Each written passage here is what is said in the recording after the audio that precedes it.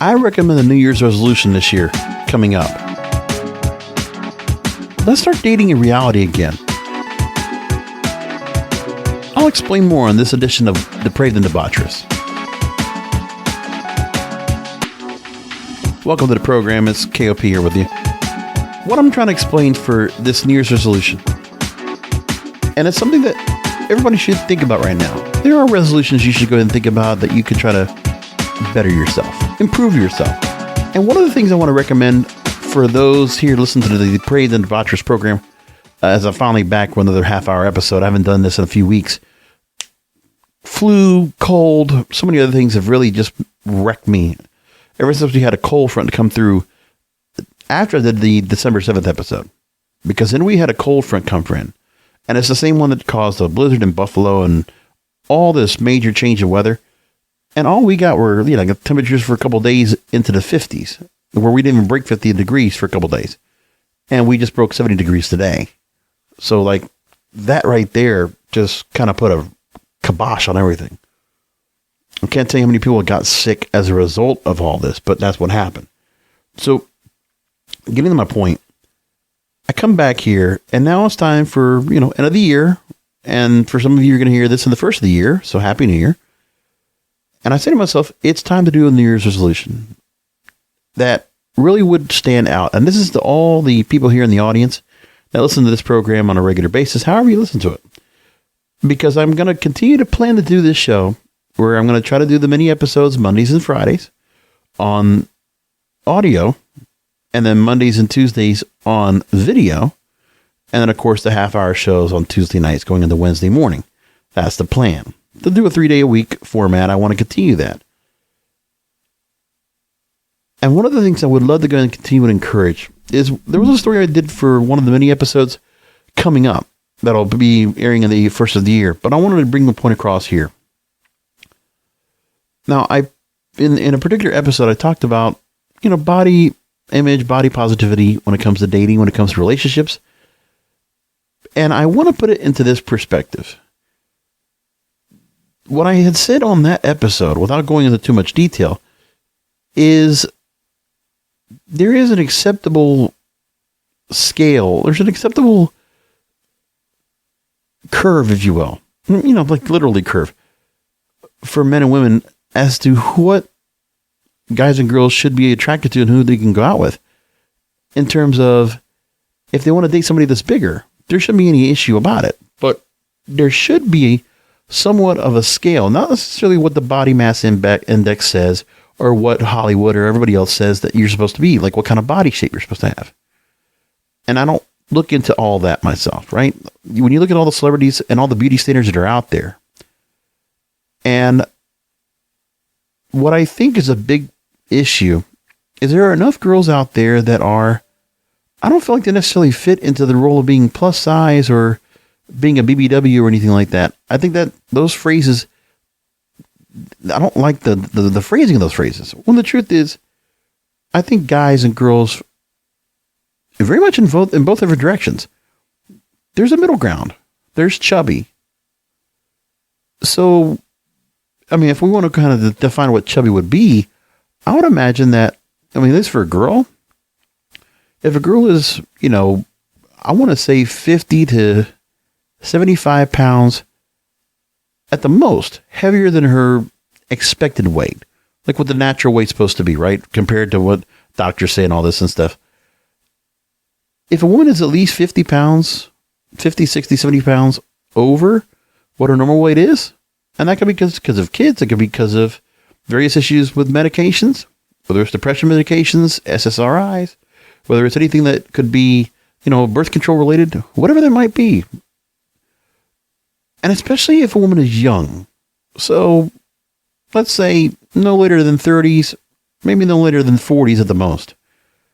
That there's still an acceptable area of men and women that are still considered attractive, even though they're chubby. And that should be, it's not the best word in the world, but it's really just the middle ground to it. They're thick, curvy, chubby. We've heard all those words before. But there should be a difference between that and fat and overweight and obese. Because when you're talking about somebody that is overweight, and they got to the point where their health is compromised, then that is too much. Now, that doesn't mean that there aren't people that are interested and not interested in a man or woman that is a bigger size. Obviously, there is that. And there's also a fetish behind that. We know that. But I think there's got to be there's a middle ground that should be just more acceptable.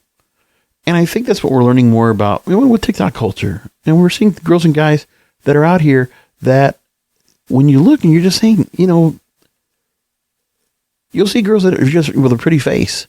But then if the body doesn't fit within the standards, ridiculous beauty standards, by the way, that are put out there, that some consideration should be said that, oh, well, then a woman should be this certain kind of shape. She should have this kind of body type.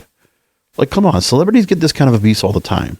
We have people that are influencers all the time that are caught up in this thing of their expectations to keep a certain level of body shape after all these years. Especially if you've also had children, for women. And if you haven't, if there's just certain reasons that caused a weight gain, whether it's a bad relationship, a toxic relationship, or it's various things that happen that created it, then also binge eating can be a part of that. But the thing is, when it's correctable, if a person's chubby or thick or curvy within that middle ground, then it's not as if that there's nothing outside of the scope that says, okay, when somebody gets to a certain age, into the 30s, into the 40s, but especially at 40 years old. Because I know for me, that's what happened to me, is keeping so much weight on me. Like, let's be honest, probably at least 150 pounds overweight at the most where I was at. Right now, I'm probably at the 50, 60 pound barrier right now. And, I'm sure some people will tell me, listen, for being 6'2", I guess, the idea is that you're supposed to be like, 200 to 210? Which I'm never going to get to that. Okay. If I can get myself down to 250, 260, that's probably a little more reasonable. And that's probably where I can try to end up being at after this long, steady diet I've been going after for years, right? And I think for women, the same thing. Because you talk about women that are, either late teens, 20s to 30s. So many women I find attractive that, in the certain weight, like I said, that 50 to 60 to 70 pound barrier, they're still a feminine shape. They're still a cute shape. And a woman doesn't really go so far when it comes to her weight that her face morphs, or there's a real body dysmorphia, something that's so significant that there aren't a number of guys or girls that would be interested in them. I think there's part of that. But part of the thing needs to be understood is that in our current dating culture, we need to stop looking at social media as the standard. Because remember, we're looking, one of the things I always thought about was this, the way I look at it. When I looked at dating sites and I looked at social media, and I see how many different women fit my type of what kind of girl I like, that's chubby or curvy or thick, long hair, pretty face, young, and I'm saying to myself, there are a lot more women that I like that I don't find here, where I'm in South Florida, because we have everybody's caught up in these beauty standards. Or a lot of women they're succumbed to saying, okay, well, I need to cover up because I can't be showing my body a certain way. When, of course, I would encourage it.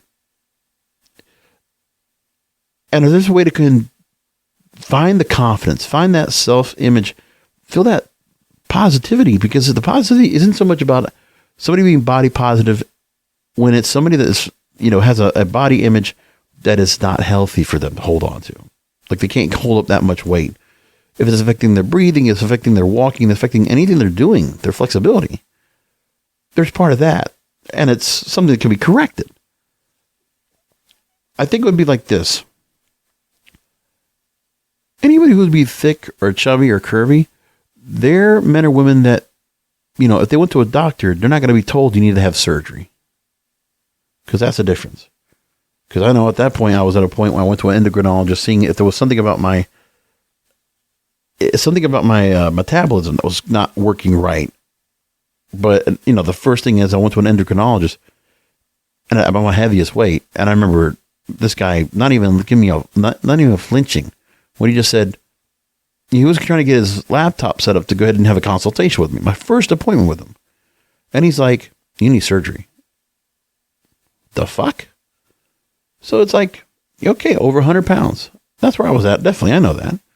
But he's like, okay, yeah, you need surgery. Fuck you. Because my thing was, I knew I was going to be capable of dropping weight if I wanted to. When I really wanted to. When it was my choice. Because that's what everyone that's fat or overweight, it's their choice when they want to finally do it. And honestly, it's a matter of, you can try to, people, have them avoid the inevitable. But the truth is, it's going to be when people realize this is a wake-up call. And they're going to finally decide, you know what, I got to do something about it. My wake-up call was when I was told I was diabetic. And I got my A1C out of that whole danger zone quick. Like that's not going to happen to me. I got out of there quick. I'm not taking all that medication. I was not going to get to that point because my family also has a history of diabetes. And I'm not going to that route. Like, I'm getting myself out of there. So I did. And I made sure to stay away from that. Stay away from that whole thing with A1C and not get to that danger zone. I'm sort of borderline at the last blood test, but I'm telling you, I'm going to get myself out of that spot. That's the plan. So there's a difference there. And that's what it comes down to, is that the perceptions that are out there are guys and girls I know for sure. They love someone who's chubbier, thicker, or cuter, or curvier. I know that was. It goes, listen, the whole thought process of what the SZA song, right? The one that she did on SNL a couple weeks ago about being a big boy, right? Cuffing season. That song all caught up. And I think there's some women and men that are out there that are influencers on TikTok or Instagram that they'll kind of play up the whole idea they like a thicker guy or chubby or cuter, like a guy in the middle ground, or a bigger guy in general. Some are just putting it out there because they can try to attract a certain crowd that's going to follow with them as an influencer, and they'll support them, simp, whatever this and that. So the same thing goes here.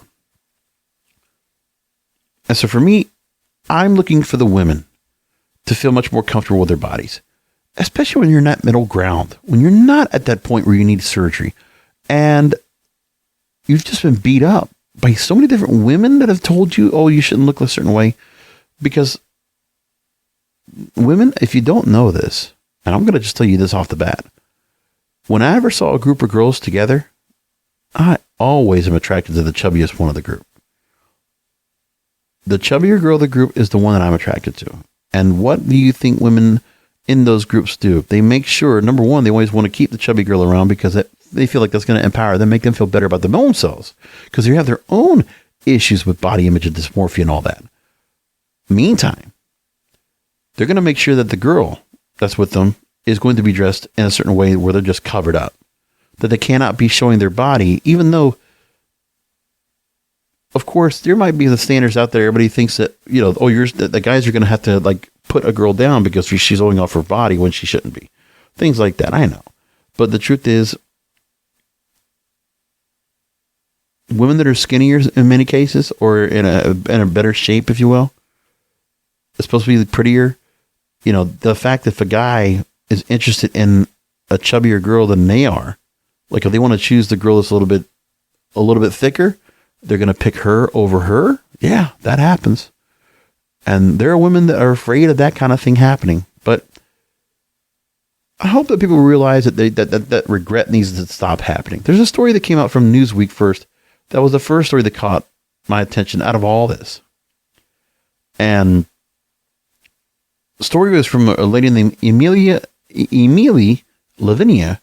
And the story was, I canceled countless dates. I regret the reason why. And she talked about that her relationship with her body was not resoundingly positive, but she was part of a generation of women who were constantly being fed the rhetoric about how being skinny was the ultimate goal. Now we know that this has all changed because of how society has changed in the last, couple of decades. And I look at the girl, she's a very attractive girl, based in London. She's a health journalist and marketing expert. She said she's always been petite and slim, but was tricked into this dysmorphic way of thinking that I was often larger than I was, that I needed a different clavicle bone or a flatter tummy, or that my bum or my breast should look different. There was always something new to focus on. And she thought she was lucky because she had long hair and big eyes, and I would usually indulge in feeling good for 5 minutes before wishing I didn't have freckles, that my thighs were skinnier, or that I was a foot taller. It was an endless cycle. And so her body image issues continued through her late teens and early 20s. She started dating. and that she started experimenting with who you are and leading into romantic relationships in a different way. And that there's a much bigger scope, she says, for being social and meeting people, so that while that meant there was excitement and adrenaline, there was a lot more people to compare myself to. And that she would cancel dates due to low body confidence. Like, wow. She canceled a date because of that, because she was 18. There was a boy she really liked. She was planning to be picked up from her house. And when she heard him ring the doorbell, she was paralyzed by this horrible feeling that I didn't look good that day. I didn't want him to see me. And it's funny, there's a book I'm listening to right now called Beauty Sick. And they talk about where the researcher is talking to different women that were in college students. And there's some days that women will not want to get out of bed because they don't feel good. And that's like a reason they have to stay home. It's a horrible thing to have happen. That's like the kind of thought process. I'm like, wow.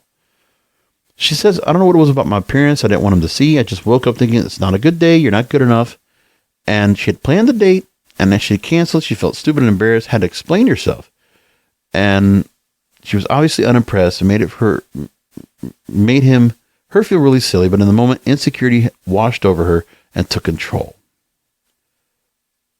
And then she wanted to break the cycle. At 27 years old, she's like, what if I didn't feel awful about myself every day? What if I didn't feel like I was good enough to even leave my house? So she started going through cognitive behavioral therapies, going to the gym, cutting out alcohol, and realizing it was possible to not self-sabotage and let your brain control you. It wasn't until she started doing therapy she was able to stop panic canceling dates. But that's also where I always talk about with women that go through toxic relationships. And it's a common thing. We know it is. It's not like all of them are all like usually violent or horrible, but you know what? There's a lot of emotional, mental, physical abuse that comes through these things. And when I see that happen, these are the kind of things that some women will be affected greatly when they have a chance to feel good about themselves and feel good about their confidence and their body image at a young age and continue to go through that when they get older. But then there are things that happen, all these bad standards, all these guys and the peer pressure, and all this bullshit that causes women to not be able to feel the same way they did. So with that, I feel bad with a number of women that get caught up in this. I'm like, that's horrible. Now, she says she's single and still dating in an open-minded way. She don't want to rush into anything or being anything monogamous. But it's like, comfortable with yourself. You're comfortable with everyone. Like, there's the whole idea that people already have that thought process already about, oh, well, you know, if I don't feel good about myself, then I need to make sure I look good with somebody that looks right with me. Like, there's that other part. It's like, okay, you're already beating yourself up over your own thought of standards. Then you have these standards you're putting in front of the people that you have. Well, how about breaking all that shit? Let's just bust it all up. Take a bat to it. Just break it all up. Stop all of it. Like, for years, I've always, when I looked at body type on a dating profile in terms of doing a search, I always took that out. For a long time, I actually went ahead and only dated girls that were thicker or curvier. That was my preference. Truth is, I need to stop doing that because I need to be open for everyone, for every woman out there, because you never know who's going to be the right person that's going to be with you that will make you feel good. But there's constantly stories about this. You see this all the time, and it sucks. And it's a shame to see this happen to some young, beautiful women out there that maybe, sure, if they don't feel like they're going to be, they don't need to be all, suitable to go up in a magazine. Listen, Victoria's Secret and the changes they made right now where, sure, you don't have the angels out there that are looking like overly beautiful and they're perfect 10s and this and that. Sure, they're not all Miss Universes. But I will give credit somewhat to when they like to show that, okay, Victoria's Secret can fit on any girl. It's not so much I'm worried about like that they need to make their lingerie acceptable. Is the fact of the matter is that they will pick women that are still attractive. Like, I still think there's a beauty standard you can still say that's like naturally what beautiful is, but open the door to it. Like, we always heard about, like, at fashion shows in other countries where, yeah, when I see certain women that are acceptable at plus size, and that's what they're considered when you look at them in a Sports Illustrated swimsuit issue or somewhere else, I'm like, yeah, okay, they're still beautiful. What's wrong with that? And I think there's a barrier where you can say some women kind of look like that, and that's okay. Because obviously there are women that can be models and they can have a certain shape that's a little bit curvier, a little bit thicker, a little bit chubbier, and that's okay. You can say that, okay, it should be much more acceptable when a woman is younger. But, there is a point where you have to say if a girl's much more chubbier or thicker, and then, at some point you want to be able to say, okay, well, you want to make sure that this weight and all this extra girth is not going to affect you health-wise. After 40 years old, it starts becoming something where it's going to be hard to go ahead and get that corrected. And then you will deal with health problems down the line because that's just how it is. So that's one of those things I would be concerned about. It's always for a woman's well-being. I mean, there's this thing where I always say to myself, when some women out there, and the guys kind of feel the same way too, that especially in your 20s and 30s, they're realizing that, there's sometimes, you might not get things right the first time. And people can screw up and they have to start back over. Especially when you're in your 20s, getting into your 30s, to not everything have all figured out in your 20s, all the way up until you're about 30 years old, or even a couple of years after your 30-year-old age, that you can still try to figure things out, get your life in order, and be able to live a happy life, something fulfilling. That women should feel that they can be that way. That's still something that can be allowed, and that can be something that can be normal. But some women don't realize that's something that's there that they're just trying to figure out. These are the kind of things I think about. So I want more women to feel beautiful about themselves. In different societies, there's different stories altogether. Like, especially even for guys that are in different cultures. It's an American thing that's very caught up in like body image. Let's just be honest. Because like in Europe, it's not so much a big a thing. In South America or in Latin America, it's not so much of a big a thing. Just saying. Because I notice that the girls that are all chubby or thicker or curvier, they're always going to get taken. You do realize that. Now, they might have turned into that body shape while they were with their current significant other, but still, how many of them are single out there? Because there's not many. So that's the whole idea you got to think of too, is that when you see some girls out there, you see your body type, don't look at like what they look like and how they're dressed. Why don't you ask the question, how many of them do you see that are taken? Maybe not a great relationship or not, but you know what? They're obviously attractive. And there are plenty of girls I see all the time that are always picked up by guys or girls. And, they're never going to be not with somebody. Happens all the time. But then also it's those women that feel like, okay, well, I'm not so much obese or fat. I'm still in the curvy, chubby, thicker category. But then they feel like, well, I'm going to just go after somebody skinnier anyway, or go after somebody that's more not so attainable. And I see that all the time, especially when I get my, passengers in my Uber, driving in my Uber, and I'll do, rides for Uber, and I'll have certain girls. I remember one girl I saw recently she was a little bit thicker, probably about, I want to say 5'6", definitely over 200 pounds, but I mean, curly brown hair, really pretty. Definitely had a little more of her stomach showing, and she was in a cute look. And she had this one guy who was an Asian guy that was like very much kind of a bit of a poser, a little bit of a status seeker. You can kind of tell. And the way she was talking so heavily to try to impress this guy when it came to art, when it came to, different subjects that I don't know if she was very much adept to, but it's like you could definitely tell she was fawning over this guy.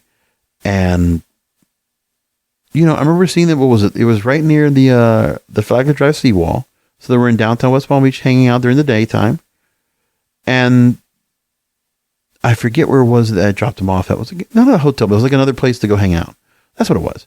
Because I forget it was another like shopping place or where it was. But it was another social place I dropped him off at. And I just remember hearing this girl just kind of just egging it on and just trying to go and impress this guy. Like they had just met each other not too long ago, and I could just hear where she's really trying to go ahead and like make a great impression for this guy because she feels like she needs to step up because I don't know if she felt like she kind of needs to like make herself look better than she does to make up for her looks, but there was nothing wrong with her look. She's a very pretty girl. Like, I mean, trust me. I always say, how many girls do I see out there that, since I've been single for so long, like so many girls that look better than who I have, which that's the truth. There's plenty of girls out there. Like, I would be very accepting. And there are a lot of guys that are very accepting as well. You'd be surprised. Just on face value. And I don't need a woman to feel like she's at a point where she can't feel good about herself. So I look all the time, especially just like in different markets, just different people, just like how someone there just felt like, okay, they're only good enough to be in situationships, or they're only good to be, fuck buddies. And someone will feel like that's all they're good for. And like, no, not at all. This perception, the whole society perception out there anyway of body image and what a woman should feel like she's accepted to have. If she doesn't have that perfect body, she doesn't have a body like a Kardashian or something like that. No, nothing like that. Shouldn't be feeling that in the first place. And I look at stories from the UK Sun or the US Sun. They always talk about this, where they'll take up a couple of TikTok videos and they'll have one girl that talks about that. She says that she's a chubby girl and thought guys wouldn't like me, but a certain type of real man does. Says that chubby girls thinking no one will like them.